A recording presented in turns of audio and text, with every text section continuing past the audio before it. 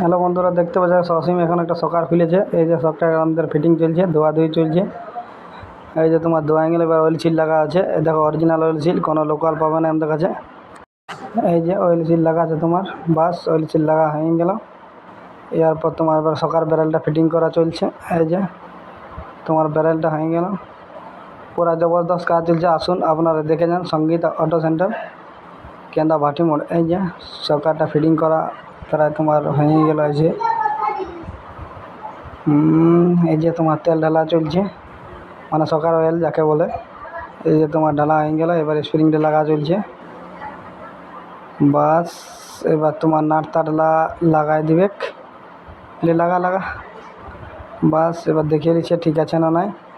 এবার তোমার পাইপটা, ছোটো পাইপটা উপরে যে লাগে, বাস লাগিয়ে দিল।